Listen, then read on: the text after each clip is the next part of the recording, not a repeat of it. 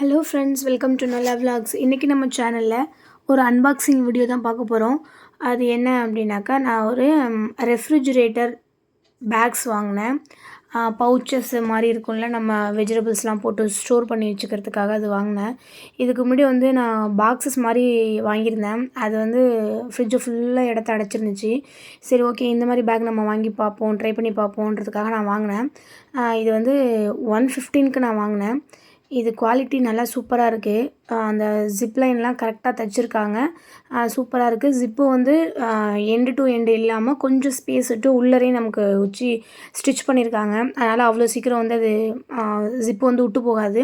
அதை மாதிரி இந்த நெட்டு மாதிரி உள்ள கிளாத்து எவ்வளோ இழுக்க முடியுமோ அவ்வளோ இழுத்து பார்த்தேன். நல்லா ஃப்ளெக்சிபிளாக இருக்குது. டப்புன்னு விட்டு போகிற மாதிரி ஒரு இடத்துல கூட அது கிளாத் சரியில்லாமல் கிடையாது. என்ன மாதிரி காம்பேக்டாக ஃப்ரிட்ஜ் உள்ளவங்க எல்லார் வீட்லேயுமே நிறைய கேரி பேக்ஸ் இருக்கும். அப்புறம் அன்சைஸில் நிறையா பாக்ஸஸ் இருக்கும்.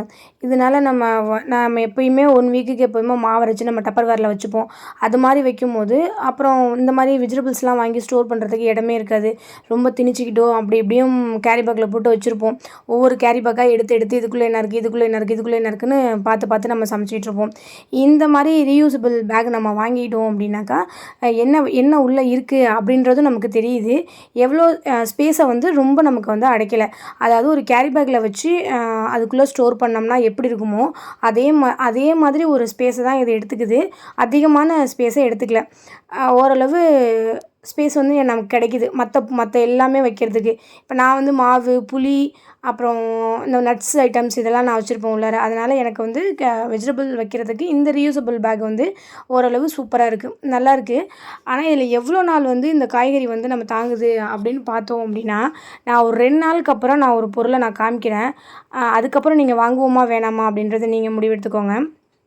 என்ன அப்படின்னா, கேரட்டு, தக்காளி அது மாதிரி உள்ள ஐட்டம்ஸ் எல்லாமே ஃப்ரெஷ்ஷாக இருக்குது. ஆனால் நம்ம அடிக்கடி யூஸ் பண்ணுற கருவேப்பிலை மட்டும் என்ன ஆகிடுதுன்னா ஒரு மாதிரி சொனங்கி போயிடுது.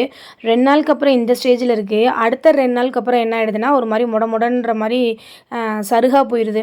அது ஒன்று தான் இதில் டிஸ்அட்வான்டேஜ். மற்றபடி எல்லாமே ஓகே தான். இதை நம்ம துவைச்சிட்டும் கூட நம்ம மறுபடியும் யூஸ் பண்ணிக்கலாம். ஒரு வாரத்துக்கு நம்ம காய்கறி வாங்கி ஸ்டோர் பண்ணோம் அப்படின்னா எல்லாமே சூப்பராக இருக்கும். நமக்கு ஃப்ரிட்ஜ்லேயும் நிறைய இடம் கிடைக்கும். 115 ரூபாய்க்கு இந்த ரீயூசபிள் ஃப்ரிட்ஜ் பேக் ஒர்த்து தான். உங்களுக்கு பிடிச்சா நீங்களும் வாங்கி ட்ரை பண்ணி பாருங்கள். இந்த வீடியோ உங்களுக்கு யூஸ்ஃபுல்லாக இருந்திருக்கும்னு நான் நம்புகிறேன். இருந்துச்சுன்னா என் வீடியோவை லைக் பண்ணுங்கள், ஷேர் பண்ணுங்கள், கமெண்ட் பண்ணுங்கள், மறக்காமல் சப்ஸ்கிரைப் பண்ணுங்கள்.